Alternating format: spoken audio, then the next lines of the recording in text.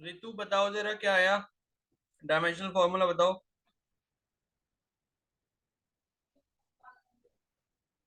के का बता दो, के का क्या आया।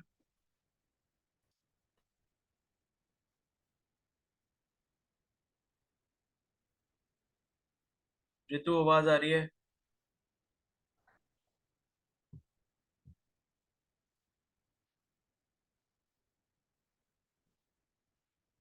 ऋतु अनम्यूट करो, आंसर बताओ जल्दी।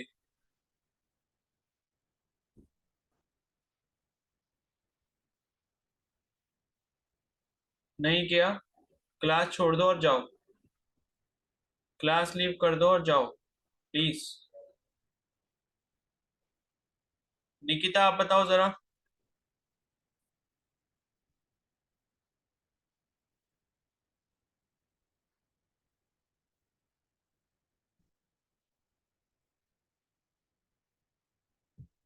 निकिता।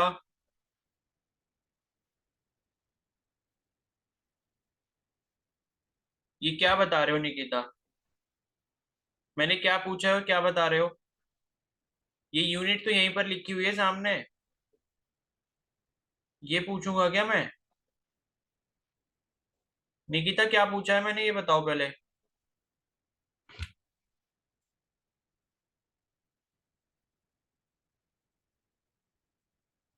बोलो।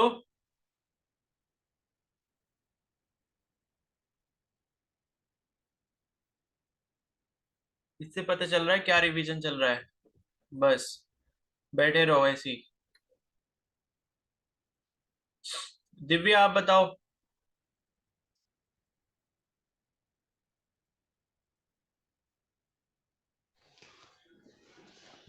M1 L3 T-4 A2। एक मिनट रुको। क्या बताया, M1 L3। T-4 हाँ। A2। अजय यही आया आंसर।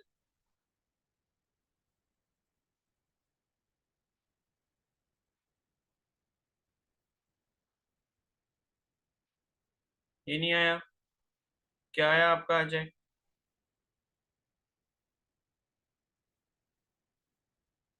अजय अपना आंसर टाइप कर दो। अंजलि आप बताओ क्या आ रहा है आंसर।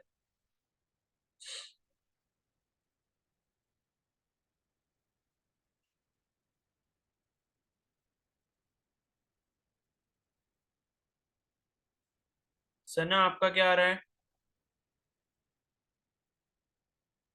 सर के की वैल्यू आ रही है M L to the power 3 T to the power -4 और A to the power -2। -2 आ रही है। अच्छा चलो चेक करते हैं फिर।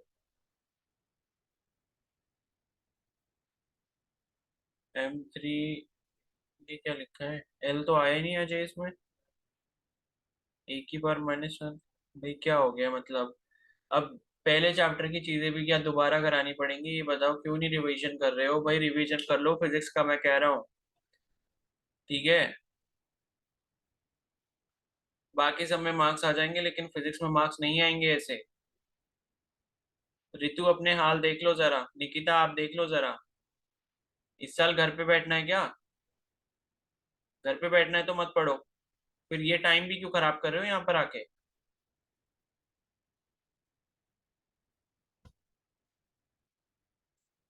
के की जो यूनिट है वो है न्यूटन मीटर स्क्वायर पर कुलाम्ब स्क्वायर।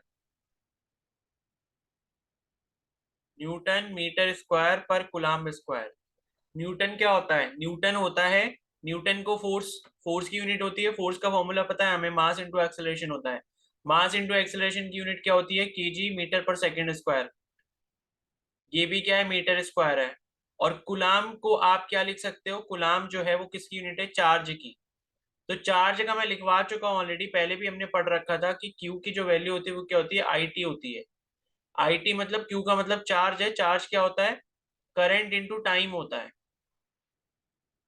तो यहाँ मैं लिख रहा हूँ करंट इंटू टाइम का मतलब कि ये एम्पेयर, करंट की यूनिट एम्पेयर और टाइम का मतलब सेकेंड। और इसकी कितनी है, -2 है। तो मतलब ए की पावर -2 हो गई, सेकंड की पावर -2 हो गई। अब ये सेकंड स्क्वायर नीचे है और ये सेकंड की पावर -2 ऊपर है, सॉरी ये कैंसिल नहीं होंगी।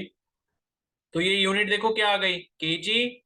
बेस यूनिट में कन्वर्ट करना होता है कि नहीं होता है, केजी मीटर की पावर 3, सेकंड की पावर कितनी हो जाएगी, -2 ऊपर है 2 नीचे है, तो ये नीचे वाला 2 भी ऊपर जाएगा तो क्या हो जाएगा, माइनस में हो जाएगा, सेकंड की पावर क्या हो गई, -4 हो गई।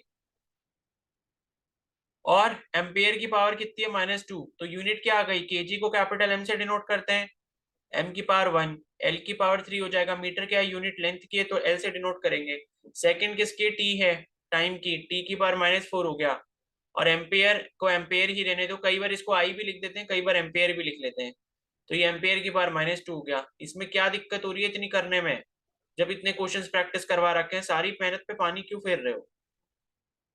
सर यही आया था। देखो सबको बोल रहा हूं मैं, पहले चैप्टर से रिवीजन स्टार्ट कर दो, टाइम बहुत कम रह गया है, सीरियस नहीं होना तो मत हो फिर, या पहले से सोच के बैठे हो कि इस साल भी घर पे बैठना है।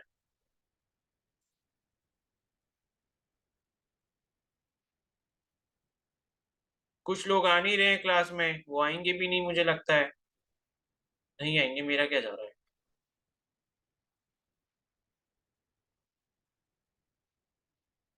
भाई ऐसा है ना, देखो इतनी मेहनत करने का कोई फायदा लगता नहीं है जब आपकी तरफ से एफर्ट्स आते नहीं है, सच बताऊं तो।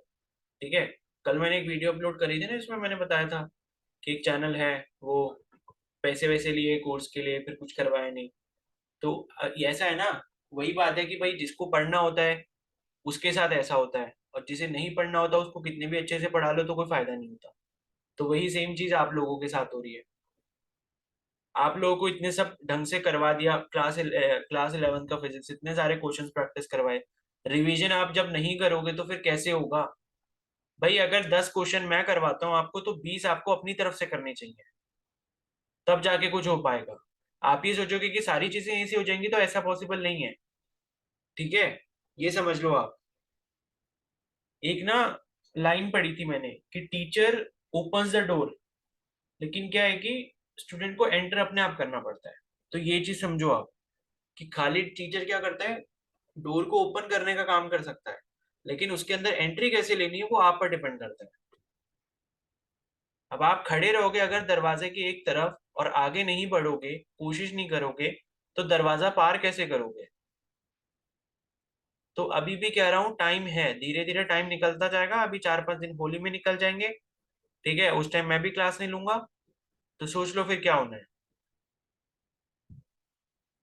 बायो के टेस्ट के लिए भी अच्छे से नहीं पढ़ रहे हो, भाई कुछ तो अच्छे से पढ़ लो,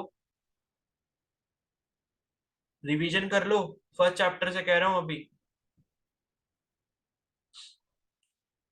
तो ये हो गई इसकी क्या बोलते हैं, डायमेंशनल फॉर्मूला, और उसका भी ऐसे ही निकल जाएगा। ठीक है, अब कर लेना इसको अपने आप। आगे बढ़ रहे हैं हम। ठीक है, सुपर पोजिशन प्रिंसिपल हो गया, इलेक्ट्रिक फील्ड हो गया। ठीक है, फिर इलेक्ट्रिक फील्ड वेक्टर है, यानी कि इलेक्ट्रिक फील्ड का फॉर्मूला तो मैंने आपको बता ही दिया, E इज इक्वल टू क्या होता है, एफ अपॉन क्यू नॉट होता है ये। ठीक है, अब देखो ये E is equal to F upon Q not का बेसिकली मतलब क्या है। ठीक है, आपको एक चीज यहाँ पर समझनी पड़ेगी, मैं यहाँ पर आपको एक फॉर्मूला बताता हूँ। देखो, ई का जो फॉर्मूला होता है वो होता है एफ अपॉन क्यू नॉट, और ये क्यू नॉट सबसे ज्यादा इंपॉर्टेंट है, इस क्यू नॉट को कहते हैं हम टेस्ट चार्ज। ठीक है, तो टेस्ट चार्ज बेसिकली क्या होता है, टेस्ट चार्ज पहली चीज तो आपको ध्यान रखनी है, ये एक पॉजिटिव चार्ज होता है, और इसका जो मैग्नीट्यूड है वो नेग्लिजिबल होता है। ठीक है, यानी कि आप ये बोलो कि इसका मैग्नीट्यूड कितना होगा, 0.0000001 कोलॉम्ब, इतना, बहुत छोटा। मतलब आप ये समझो कि जैसे मान लो मेरे पास एक चार्ज है कैपिटल क्यू, ये कोई एक चार्ज है जिसका मैग्नीट्यूड कुछ भी हो सकता है, 0.5 कुलाम, 1 कुलाम, 2 कुलाम, 4 कुलाम, कितना भी कुलाम में हो सकता है। ठीक है, तो कहने का मतलब क्या है कि अगर मैं ये क्यू नॉट इसके इलेक्ट्रिक फील्ड में यहां पर रख देता हूं, ठीक है, और ये जो क्यू है हमारा बीच वाला ये पॉजिटिव है, और टेस्ट चार्ज मैंने बता दिया ये हमेशा पॉजिटिव होता है। टेस्ट चार्ज क्या होता है, एक ऐसा चार्ज होता है जिससे हम टेस्ट करते हैं, और ये हमेशा क्या होता है, पॉजिटिव होता है।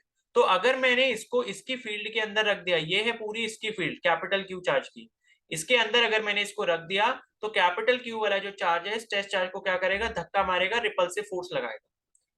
ठीक है, तो ये टेस्ट चार्ज की एक और प्रॉपर्टी होती है कि जब ये दूसरे किसी चार्ज की फील्ड में जाता है तो उसका तो फोर्स एक्सपीरियंस ये कर लेता है, लेकिन खुद की इसकी इतनी औकात नहीं है कि ये अपनी तरफ से कोई फोर्स दूसरे वाले चार्ज के ऊपर लगा पाए, क्योंकि इसका मैग्नीट्यूड हमने पहले कह दिया कि भाई इसका जो मैग्नीट्यूड है वो मैग्नीट्यूड क्या है, नेग्लिजिबल मैग्नीट्यूड है।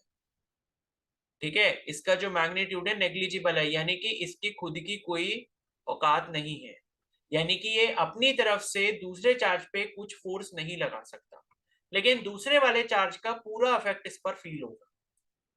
तो इलेक्ट्रिक फील्ड को हम इसी तरीके से डिफाइन करते हैं कि जब आप किसी टेस्ट चार्ज को एक चार्ज की फील्ड में लेकर आओगे तो उस पर कितना फोर्स लग रहा होगा, किसकी वजह से, जिस चार्ज की फील्ड में आप उसे लेकर आए हो, क्योंकि उसका कोई खुद का फोर्स तो है नहीं, तो ऐसा तो है नहीं कि थोड़ा सा उसने लगाया बाकी का उसने लगाया तो नेट फोर्स माइनस करके आएगा। नेट फोर्स जो लग रहा होगा उस पर वो वही लग रहा होगा जो उधर से आएगा, क्योंकि अपनी उसकी कोई खुद की कोई वैल्यू नहीं है। क्योंकि अगर उसकी अपनी कोई वैल्यू होती तो उधर से कोई फोर्स लग रहा होता, इधर से वो भी लगाता, तो नेट फोर्स क्या हो जाता, दोनों का सब्ट्रैक्शन हो जाता। मतलब अगर कैपिटल क्यू चार्ज मान लो 4 न्यूटन का फोर्स लगा रहा है और ये वाला भी कुछ 0.5 का लगा रहा होता, तो नेट फोर्स कितना कैलकुलेट होता, 3.5 होता। तो इसके खुद की इतनी औकात नहीं है कि ये दूसरे चार्ज पे कोई भी फोर्स लगा पाए, क्योंकि इसका जो मैग्नीट्यूड है वो नेग्लिजिबल है। तो हमेशा इस चार्ज को इसलिए इस्तेमाल किया जाएगा ताकि हम किसी एक, जिस चार्ज को हम फोकस करके बैठे हैं उस चार्ज के फोर्स की वैल्यू को निकाल पाए, और उसी को हम क्या बोलते हैं, उसकी इलेक्ट्रिक फील्ड बोलते हैं।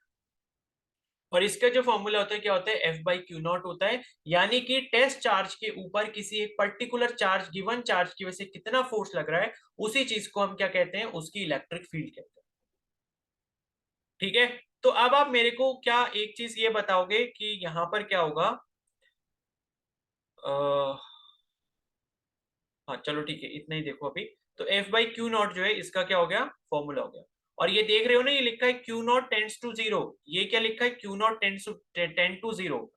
ठीक है, क्यू नॉट 10 टू 0 का मतलब क्या है, ये इस तरीके से लिखने का मतलब होता है क्यू नॉट टेंस टू 0, यानी कि क्यू नॉट की वैल्यू जो है लगभग लगभग 0 को अप्रोच कर रही है, यानी कि बहुत ही कम है, नेग्लिजिबल है। और इसी को हम क्या कहते हैं, इलेक्ट्रिक फील्ड कहते हैं। इसकी यूनिट क्या हो जाएगी, न्यूटन पर कूलम्ब हो जाएगी। यानी कि अगर ये सेंटर वाला चार्ज मान लो कितने का है, ये 5 कूलम्ब का चार्ज है, ठीक है, और आप एक टेस्ट चार्ज को इसमें लेकर आए, तो आप इसमें मतलब 5 कूलम्ब चार्ज की वजह से टोटल फोर्स इस पर कितना लग रहा होगा वो आपको सपोज इससे बताना है, तो आप इस फॉर्मूला को यूज कर सकते हो, F by Q not. Total force अगर आपको पता है और क्यू नॉट की वैल्यू पता है, क्यू नॉट जो कि बिल्कुल नेग्लिजिबल है, तो आपको इलेक्ट्रिक फील्ड पता चल जाएगा। ठीक है, तो ऐसे जो है ये आपको इलेक्ट्रिक फील्ड समझना है। देखो आगे लिखा भी यहाँ पर, Q not is a small positive test charge which experiences a force. ठीक है, और अगर आप इसको इलेक्ट्रिक फील्ड के टर्म्स में लिखते हो तो इलेक्ट्रिक फील्ड के टर्म्स में आप ऐसे करके लिख सकते हो। ये आपने कैसे लिखा, आपको कुलाम्स लॉ का फॉर्मूला पता है, कुलाम्स लॉ के अकॉर्डिंग जो दो चार्जेस के बीच में फोर्स होगा, यानी कि जो कैपिटल क्यू था और जो टेस्ट चार्ज था उसके बीच में जो फोर्स होगा वो क्या हो जाएगा, K Q one Q two upon R square हो जाएगा, जहां पर क्यू वन आप सेंटर वाले चार्ज को मान लो और क्यू टू आप टेस्ट चार्ज को मान लो। तो इसको जब आप क्यू नॉट से डिवाइड कर दोगे तो आपको ये फॉर्मूला मिलेगा इलेक्ट्रिक फील्ड का। ठीक है, मैं यहाँ पर लिखकर दिखा देता हूँ ये फॉर्मूला कैसे हुआ। इलेक्ट्रिक फील्ड आपने देखा क्या होता है, एफ अपॉन क्यू नॉट होता है। एफ की वैल्यू कुलाम्स लॉ से कितनी आ जाती है, K Q one Q two upon R square. तो क्यू वन हमने ले लिया कैपिटल क्यू को, और छोटा वाला जो टेस्ट चार्ज था इसको क्यू नॉट ले लिया, तो Q one Q two upon R square ये हो गया। और एफ अपॉन क्यू नॉट था ये, तो क्यू नॉट का मतलब कि नीचे क्यू नॉट से आपने और डिवाइड कर दिया, तो क्यू नॉट से क्यू नॉट क्या हो गया, कैंसिल हो गया। क्यू नॉट से क्यू नॉट अगर कैंसिल हो गया तो ई की वैल्यू क्या मिल गई, के क्यू अपॉन आर स्क्वायर। और ये कौन सा वाला क्यू है, ये वो वाला क्यू है जिसकी आप इलेक्ट्रिक फील्ड निकालना चाहते हो। तो इस फॉर्मूले को इस्तेमाल करके आप किसी भी चार्ज पार्टिकल की जिसका चार्ज आपको गिवन है उसकी इलेक्ट्रिक फील्ड आप निकाल सकते हो। ठीक है, और आर क्या हो जाएगा, टेस्ट चार्ज और जो गिवन चार्ज है उन दोनों के बीच का डिस्टेंस, और के की वैल्यू कितनी है, 9 इंटू 10 की पावर 9, जो कि आपका कांस्टेंट है। ठीक है, समझ आ गया सभी को? Yes sir. Yes sir. Yes sir. चलो आगे बढ़ते हैं फिर। ठीक है, अब नेक्स्ट है electric field lines. Electric field lines कुछ नहीं है, ये इमेजिनरी लाइंस होती हैं। जैसे मैंने आपको दिखाया था कि मान लो यहाँ पर प्लस क्यू चार्ज है कोई, तो इलेक्ट्रिक फील्ड लाइंस का मतलब कि जहां तक इसकी फील्ड है पूरी, जिस पर ये क्या लगा सकता है, जिस फील्ड के अंदर कोई भी अगर चार्ज आ जाए तो उस पर ये फोर्स अप्लाई कर दे, वही क्या हो जाएगी, इसकी इलेक्ट्रिक फील्ड होगी। तो ये जो पूरा एरिया बाउंडेड है, ये क्या इलेक्ट्रिक फील्ड है। तो इस इलेक्ट्रिक फील्ड को हम लाइंस की तरफ, लाइंस की मदद से अगर रिप्रेजेंट करें, जो कि इमेजिनरी लाइंस है, तो उसी को हम क्या कहते हैं, इलेक्ट्रिक फील्ड लाइंस कहते हैं। अब एक चीज आपने और क्या ध्यान रखनी है कि अगर पॉजिटिव चार्ज होता है तो इलेक्ट्रिक फील्ड लाइंस हमेशा बाहर की तरफ डायरेक्शन होगी उसकी, इस तरीके से। ठीक है। अगर मान लो नेगेटिव चार्ज होता है तो इलेक्ट्रिक फील्ड लाइंस हमेशा अंदर की तरफ डायरेक्टेड होंगी, क्योंकि ऐसा माना जाता है कि पॉजिटिव चार्ज से हमेशा इलेक्ट्रिक फील्ड बाहर की तरफ निकल रही होती है और नेगेटिव चार्ज की तरफ वो आ रही होती है। ठीक है। तो ये इलेक्ट्रिक फील्ड की लाइंस की डायरेक्शन के बारे में होता है। दूसरा एक इंपॉर्टेंट पॉइंट है कि कोई भी इलेक्ट्रिक फील्ड लाइन आपस में इंटरसेक्ट नहीं कर सकती, यानी कि एक इलेक्ट्रिक फील्ड लाइन दूसरी इलेक्ट्रिक फील्ड लाइन को कभी भी नहीं काट सकती। अगर ऐसा हो गया, मैथमेटिकली अगर ऐसा हो गया या साइंटिफिकली देखें अगर ऐसा हो गया गलती से, तो किसी एक पर्टिकुलर पॉइंट पे इलेक्ट्रिक फील्ड की दो डायरेक्शन हो जाएगी, क्योंकि इलेक्ट्रिक फील्ड की वेक्टर क्वांटिटी है, तो वेक्टर क्वांटिटी की डायरेक्शन होती है। तो अगर इंटरसेक्शन हो गया कभी भी दो इलेक्ट्रिक फील्ड लाइंस का या उससे ज्यादा का, तो वहां पर एक पर्टिकुलर पॉइंट पे इलेक्ट्रिक फील्ड की जो डायरेक्शन है वो मल्टीपल डायरेक्शन हो जाएंगी, जो फिजिक्स के बिल्कुल खिलाफ है, या फिजिक्स के लैंग्वेज में क्या है, इम्पॉसिबल है। ठीक है। और अगर आपको इलेक्ट्रिक फील्ड लाइन पर कहीं पर भी डायरेक्शन निकालनी है किसकी, इलेक्ट्रिक फील्ड की, तो वो हमेशा उसके टेंजेंशियल होती है, आप ऐसा बोल सकते हो। ठीक है, सॉरी टेंजेंशियल नहीं, परपेंडिकुलर होती है। इलेक्ट्रिक फील्ड की जो डायरेक्शन है वो हमेशा इलेक्ट्रिक फील्ड लाइन की क्या होगी, परपेंडिकुलर होगी। ठीक है। तो ऐसा इसको थोड़ा सा समझ लो। और उसके बाद जो है यहाँ पर जो इंपॉर्टेंट पॉइंट लिखे हैं कि electric field lines are a way of pictorially mapping, pictorially mapping मतलब वो इमेजिनरी जो लाइंस बनाते हैं वो, pictorially mapping the electric field around a configuration of charges, these lines start on positive charge, तो स्टार्ट ऑन पॉजिटिव चार्ज मतलब positive से निकलती है बाहर, and end on negative charge, और नेगेटिव चार्ज पर आकर खत्म होती है। इसीलिए नेगेटिव चार्ज पे इलेक्ट्रिक फील्ड लाइन की डायरेक्शन अंदर की तरफ, पॉजिटिव चार्ज से बाहर की तरफ। हाँ, और अच्छा ठीक है, टेंजेंट से ही देते हैं। तो tangent on these lines at any point gives direction of field, तो टेंजेंट से ही जो है हम क्या देते हैं, इसकी डायरेक्शन को रिप्रेजेंट करते हैं। ठीक है। तो ये हो गया। अब नेक्स्ट जो टॉपिक है यहाँ पर वो है आपका इलेक्ट्रिक फ्लक्स। फ्लक्स का मतलब क्या है, क्वांटिटी। ठीक है, फ्लक्स का मतलब क्या होता है, क्वांटिटी। तो इलेक्ट्रिक फ्लक्स का मतलब ये होता है कोई भी अगर आपके पास चार्ज पार्टिकल है तो वहां से जो इलेक्ट्रिक फील्ड लाइंस निकल रही हैं वो कितनी निकल रही है, बस ये चीज बताता है आपको इलेक्ट्रिक फ्लक्स। तो it is a measure of flow of electric field through a surface, यानी कि अगर आपने ये चार्ज पार्टिकल था, चार्ज पार्टिकल में कोई भी आपने एक एरिया कंसीडर कर लिया, मान लो ये एक एरिया कंसीडर कर लिया, तो इस एरिया से कितनी इलेक्ट्रिक फील्ड लाइन बाहर की तरफ आ रही है, दो आ रही है, तो इसका इलेक्ट्रिक फ्लक्स कितना हो गया, दो हो गया। या मान लो इतना बड़ा आपने एरिया कंसीडर कर लिया, तो इसके अंदर से जो क्रॉस करते हुए इस सरफेस से क्रॉस कितनी इलेक्ट्रिक फील्ड लाइन कर रही है, वही क्या हो गया, इसका इलेक्ट्रिक फ्लक्स हो गया। तो इलेक्ट्रिक फ्लक्स का मतलब बेसिकली होता है कि किसी भी चार्ज पार्टिकल से जो इलेक्ट्रिक फील्ड बाहर निकल रही है या अंदर की तरफ भी जा रही है, सेम चीज है, पॉजिटिव के केस में बाहर निकलेगी, नेगेटिव के केस में अंदर आएगी, तो वो जो number of electric field lines है, ठीक है, वो किसी सरफेस को क्रॉस कितना कर रही है। अगर कोई आप सरफेस कंसीडर कर रहे हो एरिया का, सरफेस जो है एरिया एस है उसका, तो उस सरफेस में से कितनी इलेक्ट्रिक फील्ड लाइंस पास हो रही है, उसी को हम क्या कहते हैं, इलेक्ट्रिक फ्लक्स कहते हैं। तो इसकी डेफिनेशन क्या हो गई, it is a measure of flow of electric field, यानी कि हमें ये बताता है कि भाई इलेक्ट्रिक फील्ड कितना फ्लो कर रही है किसी भी सरफेस से। ठीक है, क्योंकि नंबर ऑफ लाइंस का मतलब क्या है कि जितनी नंबर ऑफ लाइन से ज्यादा होंगी किसी भी जगह पर चार्ज पार्टिकल के अराउंड, वहां पर उतनी ज्यादा इलेक्ट्रिक फील्ड होती है। जैसे सपोज यहां पर मैं आपको दिखाऊं कि एक चार्ज पार्टिकल प्लस क्यू ये है, इससे इलेक्ट्रिक फील्ड लाइंस ऐसे निकल रही है।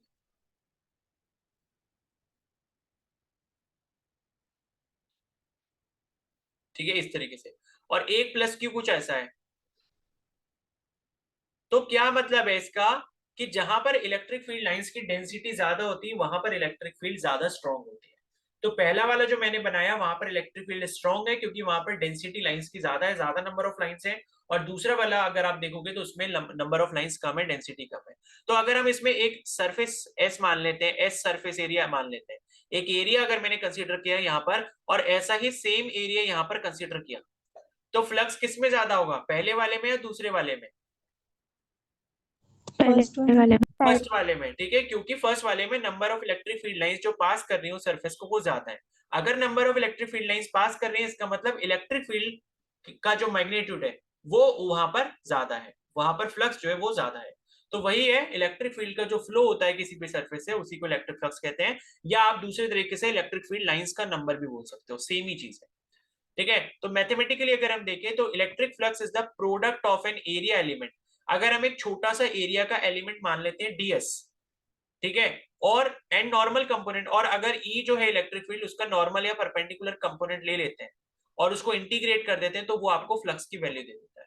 तो फाई ई जो होता है, फाई ई क्यों लिखा है, फाई ई का मतलब है इलेक्ट्रिक फ्लक्स, ई से इलेक्ट्रिक फ्लक्स है। एक मैग्नेटिक फ्लक्स भी होता है, वो आगे पढ़ेंगे, तो वो आपका फाई बी से डिनोट किया जाता है। तो फाई ई जो होता है वो होता है integration of E D S cos theta, या फिर आप ई डॉट डी एस लिख सकते हो। ई डॉट डी एस मतलब कि ये ई है और ये डी एस है, इन दोनों का डॉट प्रोडक्ट। तो डॉट प्रोडक्ट में क्या आता है, कॉस थीटा आता है, तो वही करा ई इंटू डी, ई डी एस कॉस थीटा का मतलब ई डॉट डी एस हो गया।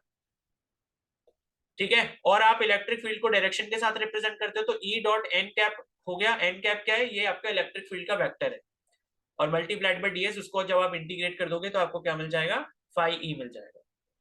तो क्वेश्चन जब आप इस पे करोगे तो आपको समझ आ जाएगा कि डीएस कैसे लेते हैं, इलेक्ट्रिक फील्ड कैसे लेते हैं, थीटा कौन सा वाला लेते हैं, क्वेश्चन करने पे समझ आ जाएगा।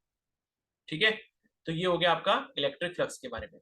और दूसरी चीज आपने क्या इंपॉर्टेंट ध्यान रखनी है कि इलेक्ट्रिक फ्लक्स जो है वो एक स्केलर क्वांटिटी है। स्केलर कैसे, क्योंकि मैंने बताया इलेक्ट्रिक फ्लक्स कुछ नहीं है, नंबर ऑफ लाइंस हैं जो कि किसी पर्टिकुलर एरिया को क्रॉस कर रही है। तो नंबर ऑफ लाइंस मतलब कोई एक नंबर होगा कि 50 लाइनें हैं, 100 लाइनें हैं, 300 लाइनें हैं इलेक्ट्रिक फील्ड की, तो वो नंबर है खाली, उसमें कोई ऐसा तो है नहीं कोई डायरेक्शन का चक्कर है। ठीक है, तो इस वजह से इलेक्ट्रिक फील्ड के स्केलर क्वांटिटी होती है। लेकिन इलेक्ट्रिक फील्ड वेक्टर है, फोर्स भी वेक्टर है, इलेक्ट्रिक फोर्स जो है, इलेक्ट्रिक फील्ड भी वेक्टर है, इलेक्ट्रिक फोर्स भी वेक्टर है, लेकिन इलेक्ट्रिक फ्लक्स क्या है, स्केलर क्वांटिटी। ठीक है, इसकी जो यूनिट होती है वो होती है न्यूटन मीटर स्क्वायर पर कूलम। ये आपका फॉर्मूला से आ गया, ये जो आपने ईडीएस कॉस थीटा लिखा था, तो ई की यूनिट क्या होती है इलेक्ट्रिक फील्ड की, न्यूटन पर कूलम कर सकते हो इसे। ठीक है, और डीएस यानी कि एरिया हो गया, और ठीक है, मतलब एक तो ये वाली यूनिट भी हो जाएगी इसकी ईडीएस कॉस थीटा की, लेकिन इसकी जो लिखी है वो न्यूटन मीटर स्क्वायर पर कूलम स्क्वायर लिखा ना। ठीक है, तो ये, हाँ ठीक है, यही है। तो एरिया की यूनिट क्या हो जाएगी, मीटर स्क्वायर होगी ना, एरिया की यूनिट क्या होगी, मीटर स्क्वायर हो गई, तो इसकी यूनिट क्या बन जाएगी, न्यूटन मीटर स्क्वायर पर कूलम, क्योंकि कूलम क्या है, नीचे। तो ये इसकी फॉर्मूला से आपने यूनिट बना दी। ठीक है, और इसकी दूसरी यूनिट भी लिख सकते हैं हम, वोल्ट मीटर। तो वोल्ट मीटर कैसे लिखिए, जब हम इलेक्ट्रिक फील्ड को पोटेंशियल के टर्म्स में लिख रहे होते हैं। तो ये वोल्ट मीटर बेसिकली आया कैसे, जो न्यूटन मीटर पर कूलम है इसको आप वोल्ट लिख सकते हो, न्यूटन मीटर पर कूलम। ठीक है, क्योंकि ये जो आपका पोटेंशियल होता है, जो अभी हम थोड़ी देर में शायद आज नहीं तो या कल पढ़ेंगे, आगे जब पढ़ेंगे, तो जो पोटेंशियल होता है ना, पोटेंशियल, ठीक है, ये पोटेंशियल होता है work done per unit charge. तो वर्क डन की यूनिट क्या होती है भाई, वर्क डन की यूनिट होती है आपकी जूल, और जूल को ही आप क्या लिखते हो, न्यूटन मीटर भी लिखते हो, क्योंकि वर्क का फॉर्मूला आपको पता है क्या, फोर्स इंटू डिस्प्लेसमेंट होता है, तो वर्क की यूनिट अगर जूल होती है तो न्यूटन मीटर भी होती है। तो ये जूल पर कूलम बोलो या न्यूटन मीटर पर कूलम बोलो, ये क्यू की यूनिट क्या है, कूलम। तो वोल्ट की यूनिट जो, ये पोटेंशियल की यूनिट जो होती है वो जूल पर कूलम भी होती है, और पोटेंशियल की यूनिट जो है न्यूटन मीटर पर कूलम भी होती है। तो वही न्यूटन मीटर पर कूलम को हम वोल्ट भी कहते हैं, क्योंकि पोटेंशियल की यूनिट क्या होती है, वोल्ट, वोल्टेज वाला जो होता है पोटेंशियल डिफरेंस, या जो इलेक्ट्रिक पोटेंशियल होता है उसकी यूनिट क्या होती है, वोल्ट होती है। तो इसी न्यूटन मीटर पर कूलम को हम वोल्ट भी कहते हैं, और वही उसी को हमने क्या कर दिया यहाँ पर सब्स्टिट्यूट जब करा इसके अंदर, तो हमें क्या यूनिट मिल गई, वोल्ट मीटर मिल गई। ठीक है, आ गया सभी को समझ में। Yes sir. Yes sir. ठीक है, तो ये हो गया आपका।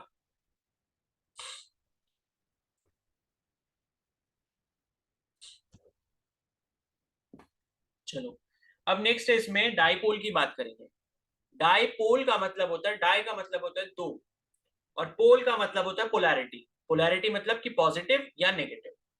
तो इलेक्ट्रिक डाइपोल का मतलब होता है कि अगर आपके पास दो इक्वल एंड ऑपोजिट चार्जेस है और किसी फाइनाइट डिस्टेंस से उनको सेपरेट किया हुआ है, तो वो क्या हो जाता है, आपका इलेक्ट्रिक डाइपोल हो जाता है।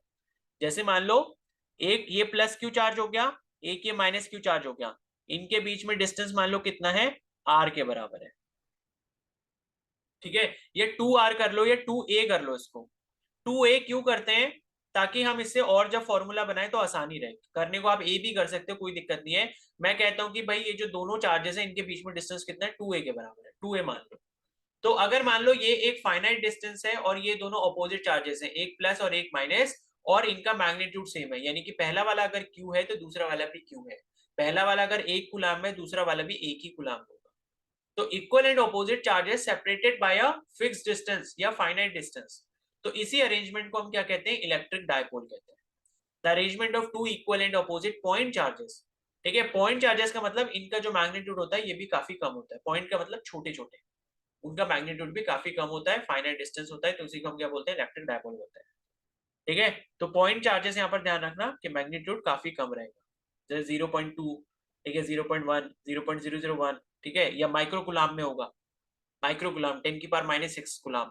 ठीक है, तो ये है, तो ये आपका इलेक्ट्रिक डायपोल हो गया। अब यहाँ पर एक क्वांटिटी आती है जिसे हम कहते हैं डायपोल मोमेंट या इलेक्ट्रिक डायपोल मोमेंट।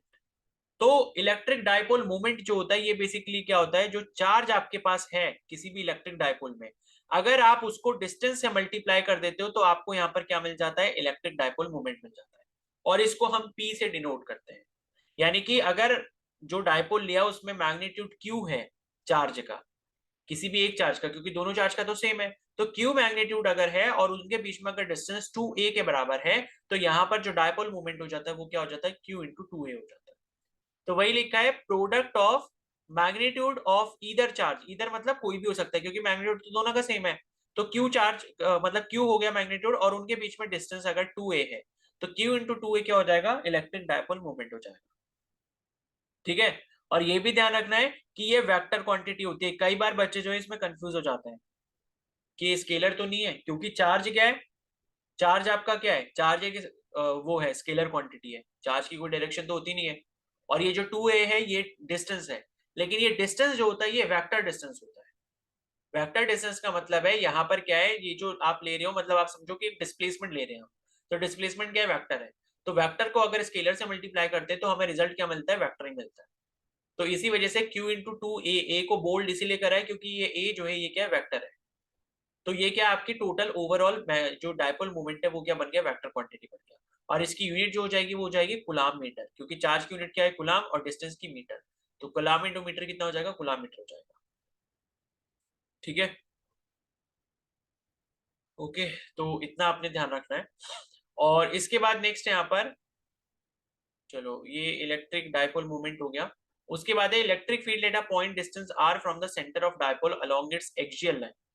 तो देखो ये कंडीशन मैं आपको दिखा दे रहा हूँ, यहाँ पर बनाई नहीं है उन्होंने, जैसे मान लो मैंने यहाँ पर लिया -q चार्ज, यहाँ पर मैंने लिया एक +q चार्ज, और इनके बीच का डिस्टेंस कितना है, 2a है, ये क्या बन गया, एक डायपोल बन गया। अब इस डायपोल से मैंने एक यहाँ पर मान लो इसी की एक्सियल लाइन में, देखो एक्सियल लाइन लिखा है, एक्सियल लाइन का मतलब कि जिस एक्सिस पर ये हैं उसी एक्सिस पर आपने क्या करा, एक पॉइंट को कंसीडर किया, जो इसका एक्सिस है उसी एक्सिस पर आपने क्या करा, एक पॉइंट को कंसीडर किया। तो मान लो मैंने कह दिया ये वाला पॉइंट मेरा यहां पर है। अब अगर आप इस पॉइंट पे इस डायपोल की वजह से क्या कैलकुलेट करना चाहते हो, इलेक्ट्रिक फील्ड कैलकुलेट करना चाहते हो, जो कि r दूरी पर है from the centre of dipole, ये जो r डिस्टेंस है from the centre of dipole है। तो यानी कि ये जो पॉइंट मैंने बनाया है, अगर डायपोल का सेंटर मेरा यहां पर है, ये डायपोल का सेंटर है, तो इस सेंटर से लेके ये वाली जो इस पॉइंट की दूरी है ये कितनी है, r के बराबर है। ठीक है, तो 2a जो दूरी है वो दोनों चार्जेस के बीच में है, और जो पॉइंट है आपके सेंटर ऑफ डायपोल से वो r दूरी पर है। अगर आपको ऐसी कंडीशन मिलती है, और ये जो आपने पॉइंट ब्लैक वाला कंसीडर किया है रेफरेंस पॉइंट, अगर आपको इस पर इस डायपोल की वजह से इलेक्ट्रिक फील्ड निकालनी है तो आपको ये वाला फॉर्मूला इस्तेमाल करना पड़ता है, जो कि है E is equal to 1/4πε0 multiplied by 2pr, p क्या है आपका डायपोल मोमेंट है, और नीचे क्या आ जाएगा, r square minus a square का होल स्क्वायर।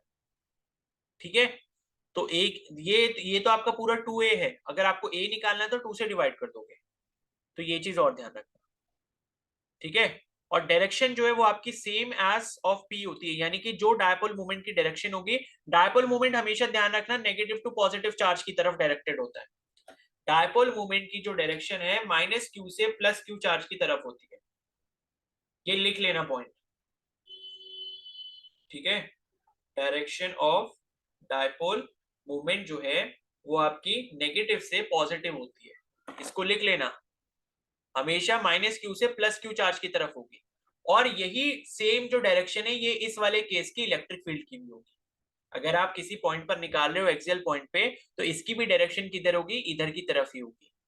डायपोल मूवमेंट की डायरेक्शन क्या, minus Q two plus Q मतलब लेफ्ट टू राइट, तो इसी डायरेक्शन में यहाँ पर इलेक्ट्रिक फील्ड की डायरेक्शन होगी इस पर्टिकुलर पॉइंट पे, अगर आप उसको एक्सियल लाइन पर लेते हो। क्या सभी को ये फॉर्मूला समझ आ गया, क्या हुआ इसमें?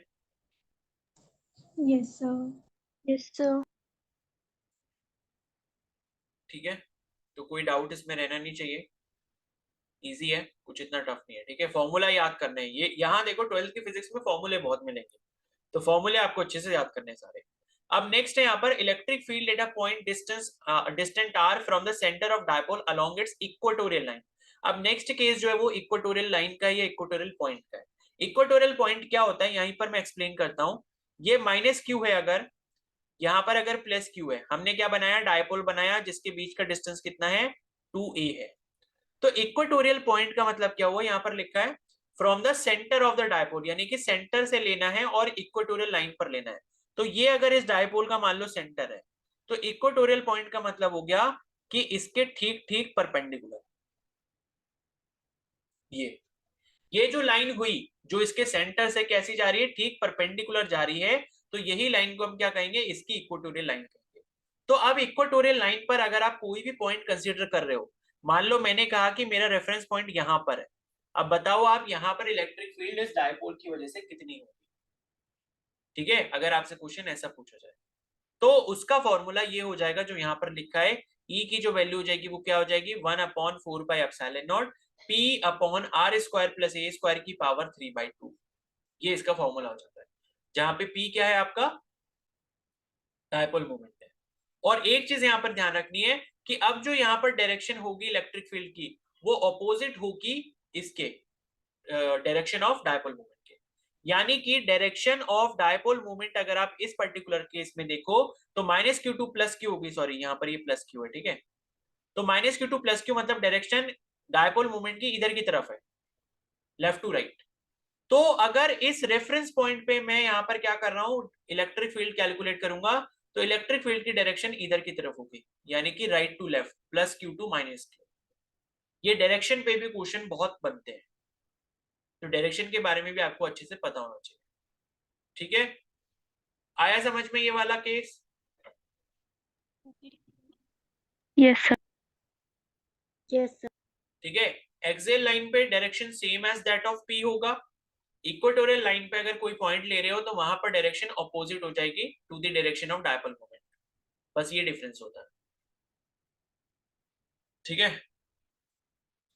उसके बाद है when a dipole is placed at an angle theta from the direction of uniform electric field E, it experiences a torque, ठीक है। अब टॉर्क की बात कर रहे हैं कि मान लो डायपोल को आपने किसी एंगल थीटा पर प्लेस किया हुआ है, जैसे कोई इलेक्ट्रिक फील्ड आपने ले ली, ठीक है। ये मेरे पास मान लो कोई इलेक्ट्रिक फील्ड है, इलेक्ट्रिक फील्ड को मैंने मान लो इस तरीके से रिप्रेजेंट किया, यहाँ पर कोई चार्ज क्यू है, इस चार्ज क्यू की वजह से इलेक्ट्रिक फील्ड ऐसे बाहर आउटवर्ड निकल रही है, ये मान लो कोई पॉजिटिव चार्ज है सपोज।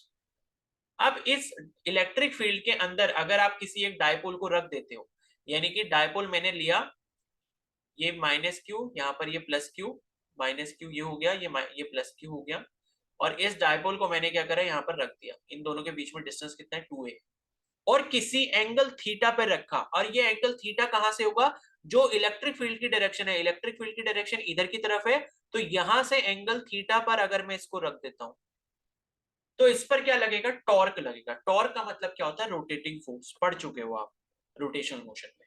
टॉर्क का मतलब क्या है, ये इलेक्ट्रिक फील्ड इस डायपोल को घुमाएगी, ठीक है, इसको घुमाएगी, फोर्स लगा के घुमाने की कोशिश करेगी। तो वो जो टॉर्क है वो आप इस फॉर्मूला से निकाल सकते हो, torque is equal to P E sine theta, यानी कि P का मतलब डायपोल मोमेंट का मैग्नीट्यूड, E का मतलब इलेक्ट्रिक फील्ड का मैग्नीट्यूड, और साइन थीटा मतलब ये जो थीटा है उसका साइन कर दोगे, और इसी को आप ऐसे भी लिख सकते हो, टाउ को वेक्टर फॉर्म में, tau is equal to P cross E. ये क्रॉस है, ये क्या है, क्रॉस, क्रॉस मतलब क्रॉस प्रोडक्ट, क्योंकि क्रॉस प्रोडक्ट में आप क्या करते हो, पी और ई का अगर क्रॉस प्रोडक्ट है तो वो क्या बन जाएगा, पी ई साइन थीटा बन जाएगा, तो इसको आप पी क्रॉस ई भी लिख सकते हो। ठीक है, तो ये हो गया आपका कि when a dipole is placed at an angle theta from the direction of uniform electric field it experiences a torque.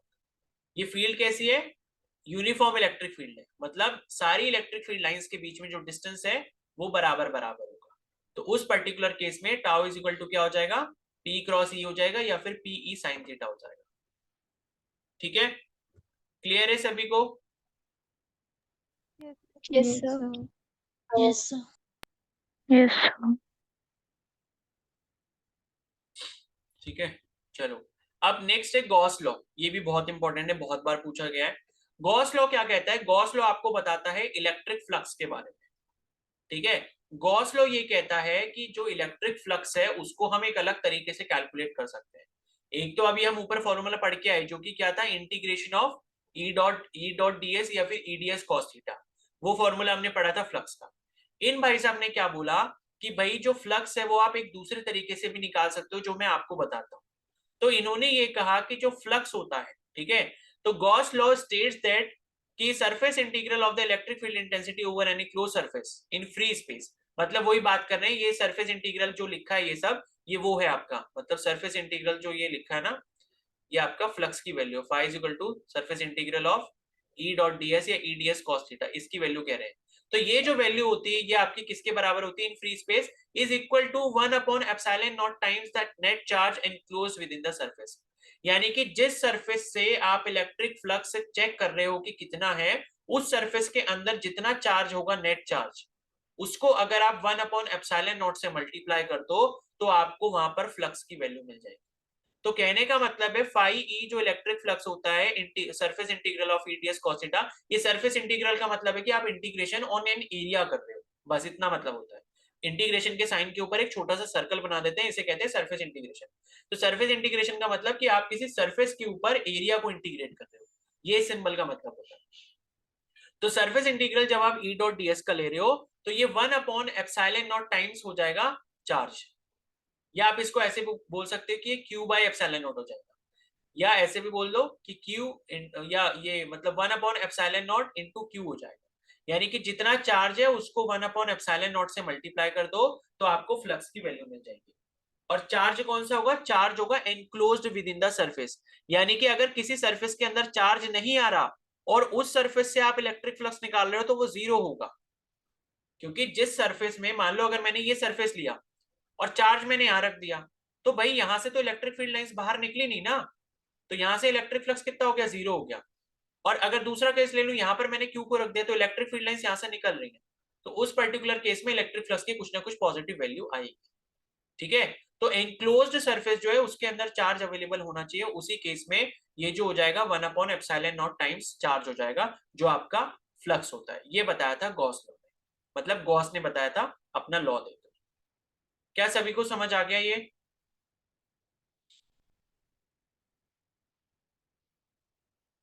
Yes, sir. Yes, sir.